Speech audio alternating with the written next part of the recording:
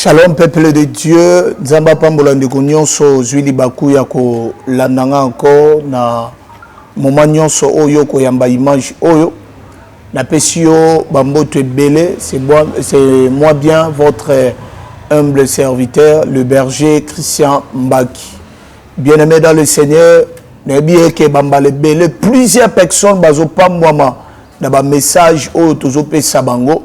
Alors, lelo lisusu na yeko pambola mutu moko na yeko benigio na message moko kolo ape Singapour ke na yebako komemela yo. Bien aimé, tant que le monde des ténèbres ko travailler pour que yebako détruire ba vie à bateau.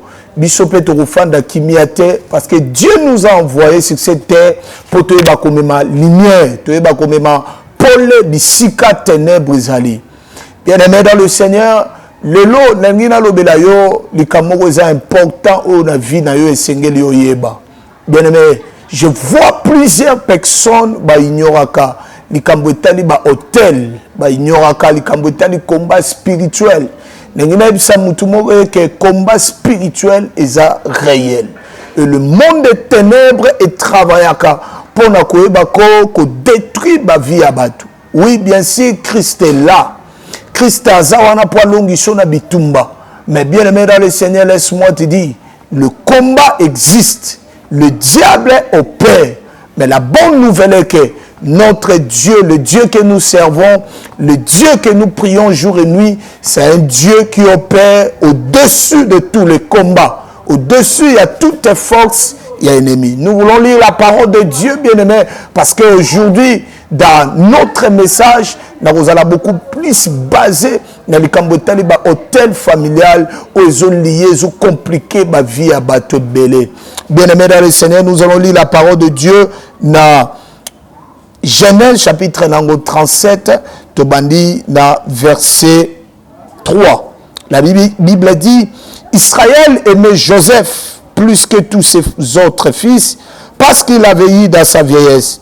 Et il lui fit une tunique de plusieurs couleurs. Ses frères virent que leur père l'aimait plus que eux. Ils le prirent en haine et ne pouvaient lui parler avec amitié.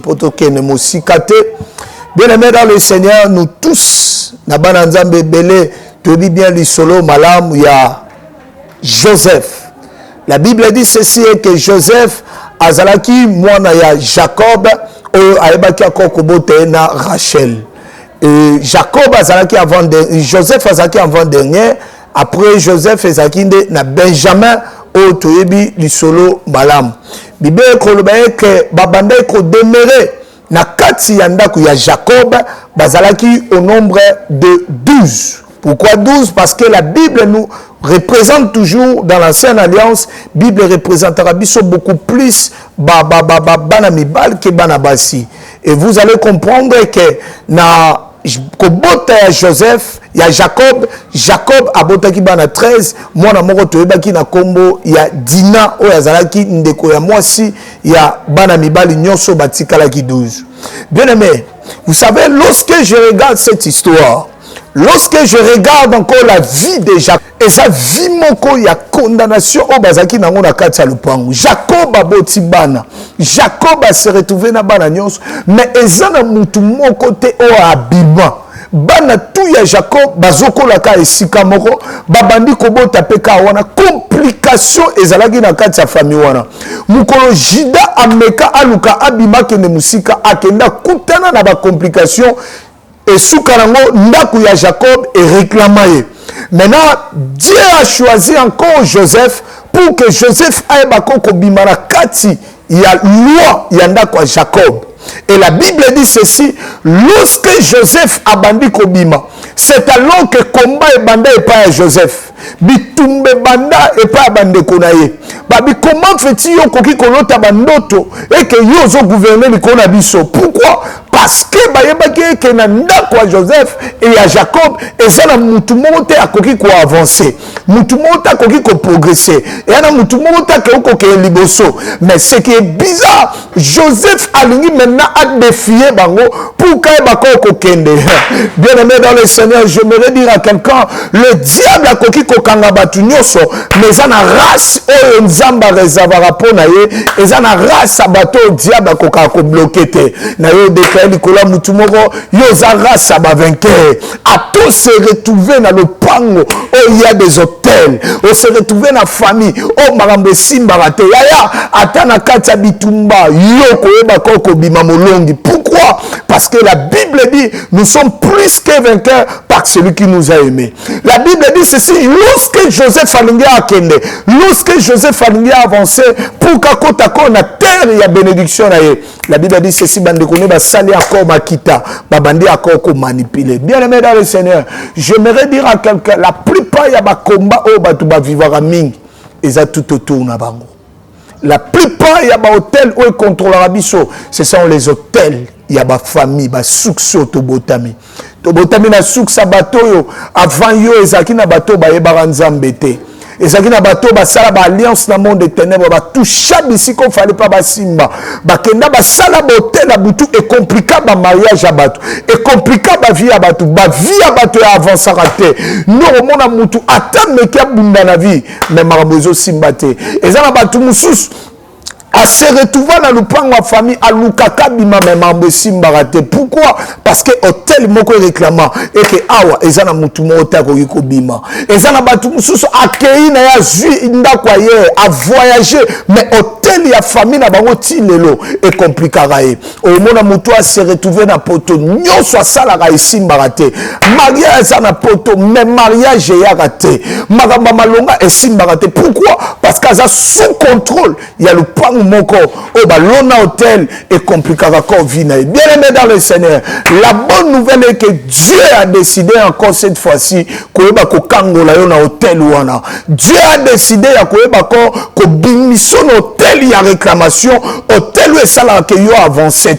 Bien aimé dans le Seigneur, ni nous eso déranger vie na yo hôtel ni nous eso compliqué yo baloba ni ke yo ko balate. Combien de déceptions yo kutani nango ozwa o ezo simbate. Est-ce que tout baleki wana bazaka mabe yaya il y a un moment il faut yeba kotala comment est-ce que famille na biso fonctionnera to avancera ndenge nini. Pourquoi marambo et salemi pas moi na tata moi si et sous pas moi na maman et ce sont des choses d'influence au biso se tomber tala comment est-ce que famille et so vivre vie uniforme. Bien aimé, il c'est le temps maintenant. J'aime encore quand la Bible dit chaque chose a son temps. J'aimerais dire à quelqu'un, il y a un temps où Pharaon a régné, mais il y a un temps où Dieu s'élève. Il y a un temps Goliath a tellement. Alors que ngande na za godo ya famille. Quand Dieu s'élève, il y a des choses qui se passent. Bien aimé. Na ekoloba mutu moko nzamba trouver bon et que yo ba koko bima na hôtel. Il y a condamnation, il y a famille na bino. Beaucoup de gens peuvent se poser des questions et dire mais na comment est-ce que na robima na hôtel où manipulera vinanga. Comment est-ce que na kobima na hôtel où est compliqué vinanga. Bien aimé dans le Seigneur, j'aimerais dire à quelqu'un, il y a des gens au Nzambe à ebakako ko mandaté pour que baye bakoko sunga biso na destinée, pour que baye bakoko aider biso. Et ça ndeko moko tozo bondela na ye ndeko wana aye ko zwa paralysie. Tant azu paralysie pendant qu'azo sala ba démarche ya voyage na ye. Aya benginga to bandi ko sala prière. Tant to bandi ko prier na ye. Na bina zo mona mutu moko atelemi pembe na yo. Yenta so compliqué marambo na yo. Ko projet na bango esa ke yo kufa. Et pendant que to bandi ko prier ndeko wana zola la aolo tandoto. Azaki na le ya tata mwasi na bango wana et azo bima na lopango bazo belela ya azo kimambango ko sutuka zo sutuka yo kaka ke non ba bengi directement ba démarche na ye et bandi ko simba. Bien aimé dans le Seigneur, il y a un moment, il y a des gens au monde des ténèbres et ba ko to sa ba voix na bango. Pourquoi? Parce que ba na dimension plus élevée. J'aimerais dire à quelqu'un, Dieu m'a envoyé pour que na ba ko za la canal ya bénédiction pour na yo. Yango na yo lo bana mutu moko ko hésiter te. hésiter, peu importe problème na yo. Notre Dieu est puissant. Il est le Dieu. Yo yana mabelete pour souffrir. Yana mabelete pour marambunyo so mabe komela yo. Même ici au koloba oui, nazana mbongo ya mbongo eza bonheur à mutute. Yesu nda za bonheur à mutu. Soki yo izana Jésus. Ya mbongo ba ebele bana mbongo ebele bazana ba mbongo. Nozo mona mbongo wana il faut que ndakaka hôpital tangu nyos. Malade zo ya mikolonio chaque mois ya bela akaka. Akwa boyo osepela na mbongo tango zana malade ebele. Akwa boyo sepela na mbongo tango libale zoya te. Akwa boyo sepela na mbongo tango zomona bana yo ba progresser te. Na yo bana ngonga na yo pe koki. Ngonga na yo koki nzamba e bakoko visiter vi na yo. Nzamba e bakoko salelo akokamo. Yango bisika yo zali ko bangelo kote. E ana bato nzamba tinda ka lokola ba Moïse. Ezana bato nzamba tinda ka lokola ba David. Il y a tant de gens des fois tam suba le kina nzela na yo. Omoni loboko nzambe te. Mais na yo yebisa yo. Nous avons un Dieu o Yeshua kate. Et notre Dieu akendara au-delà. Il y a au muto ko kanisa. Bien aimé dans le Seigneur. Soki ana bato o bako telema. Balobani kenga na Yeshua. Na yo lobana yo ko Yeshua te. Parce que nzamba linga kingala yo to kutana. Pour ko landa ngai nzela ya mayebisi o bako ko bika yango bien aimé dans le Seigneur ko hésiter te ko benga biso na plus 243 89 87 47 874 plus 243 89 87 47 874. Bien aimé dans le Seigneur, il y a un Dieu. O alongola batu na ba hôtel la famille. O alongola batu na ba sorcellerie. Ba bosani pe adresse na yo. Ba okoka pe su ko compliquer vie na yo te. Nzamba existaka. Soki misala ya diable koki ko monana na yo lo bana misala ya nzambe monana ka au-delà ya misala ya diable. Alors bien aimé ko hésiter te. Yaka benga biso na numéro o bakomi na se ozomona wana bien aimé dans le Seigneur nzamba lola ako visiter yo na kolemba te ko benga yo na kolemba te na kofandi soki mia te parce que nzamba tenga fardo pour que na kango la vie à mutu moko pour que na bénir encore vie à mutu moko pour que na bako ko sala sorte que mo sala ya nzambe et bako kokota bien aimé la Bible dit ceci au commencement et que molili et ça qui na katsa mokil mais c'est que j'aime. La Bible dit que la lumière soit et la lumière fit. Et lorsque la lumière en Zambé yaki, ténèbres qui n'a pas saté, alzelaba benganaye. Mais yemo ténèbres kendaki parce que tant la lumière en Zambé yak et chassera ténèbres. Ténèbres qui n'a rien moko sans pourtant balobane que ténèbres qui n'est bien aimé o comme tant il y a ténèbres pour il y a lumière pour na yo et comme tant o ténèbres et ba koko quitter vie na yo bando ki basakani na yo ming ba manipuler musalo no ming ba manipuler libala no ming ba manipuler santé no ming ba manipuler voyage no ming et comme tant nzamba ye ba koko sala ya kokamwa et comme tant nzamba ye ba koko visiter yo yango bien aimé dans le Seigneur. Cohésité. Ah, j'aime dire encore, chaque saison, ils en a bateau nzamba sélectionnaka. Chaque saison, ils en a bateau nzamba télémisaka. Peut-être nzamba télémisingaka pour nayo. Nzamba télémisinga tout ça, j'aime encore quand Dieu me disait toujours que le Seigneur nayo osa l'appel parce que na teba grâce likolo nayo pambola ba vie abatu. Moi, je disais, Seigneur, je n'ai pas cette force-là. Dieu me disait toujours, Kende ça l'appelle. Pe benga batu. Na tsengolu nanga likolo na yo. Ko biksa plusieurs personnes. Nani a bénéficié na grâce. Bien aimé, ya ko mekano nzambo yo. Soko mona échoué. Ya segetika. Mais na yo lo bana yo na nzambo a échoué raté.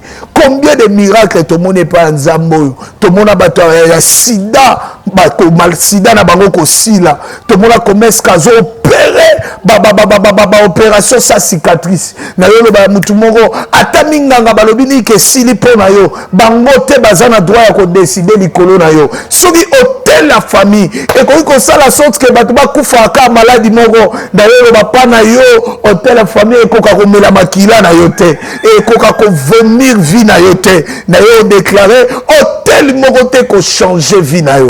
Yango na yo bisande ko moko ko hésiter te. Zamba otindanga na sala toujours appel pa na yo. ko hésiter te. Fongola motema na yo yaka. Benga biso na plus 243 89 87 47 874 na bandeli plus 243 89 87 47 874. Que Dieu vous bénisse. Na bondeli pour na motomo Père le Dieu de gloire. Pambola ndeko nyonso oyo alandi biso na moment oyo. Je prie et je déclare l'enseignement nyonso a diable oyo yaka pour y bakoko compliquer mutu. Et ça la sorte que mutu y bakoko luka solution na été l'enseignement ya mabe wana na zangisa nguya na kombo na Yesu. Nguya nzamba peso makasi apeso makoki ya koyeba koko benga biso pe au bénéficier na ngolu o nzamba tekati na biso. Dans le nom de Jésus-Christ, kombo lekiba kombo nyonso. Que Dieu vous bénisse. Zambe apambola bino nyonso na mabota. Dans le nom de Jésus-Christ, de tout bondeli. Amen. Ciao. Shalom, shalom à vous les enfants de Dieu. Na pesibino mbote na kombo na Yesu. C'est bien moi votre frère, le pasteur Israël Nash. Je vous salue au nom de Jésus. Je suis précisément à Kinshasa. Naza responsable ya Ophelina. Jésus est mon papa. Na ye liboso na bino pour représenter bino bana o bozomona na bilili pe ba difficulté tozanango. Na bandaki musala o ça fait longtemps ya koboko la bana selon ainsi dit l'Éternel. Mais ba difficulté ezamingi, difficulté ya loyer parce que tozo foutela et puis difficulté au foutela bana minerval pour to chute au bandaki. To pesa qui avance mais tikali ndambo. Nazo banga ke bana oyo bakata classe bakoma nango na sukate. C'est pour cela Dieu m'a mis au cœur na lancé message oyo na batu nyonso ya motema malamu basunga bana oyo bozomona na bilili. Bana oyo bozomona na bilili ndambo na juna rond-point ngaba, ndambo victoire, ndambo limité et puis ndambo l'état pesingai. Pona bande kolanga nyonso ba congolais bobi ba réalité nini to passer nango na mboka. Soki nga simple individu na ndimi kozwa bana oyo na bokola na ainsi dit l'Éternel. Soki l'état s'est décidé to mona suba fazer na zelate. C'est difficile ya osala ngonga moko. C'est pour ça na so lancer appel na bana nyonso nzambe pona classe ya bana oyo pona loyer na bango kolata pe kolia na bango. Na osenga na batu nyonso baza cœur sensible pe baza na motema bosunga ba sunga biso pe ba salisa biso. Toza na commune ya Kalamu quartier Kauka référence ya monene tukangami na université Kimbangiste avenue comme on eza Marin le numéro 16. Numéro de téléphone à biso pour na bato balingi ba contacter biso pour na ba détail mosusu eza plus 243 89 72 32 229. Nzamba pambola bato nyoso ba ko assister biso.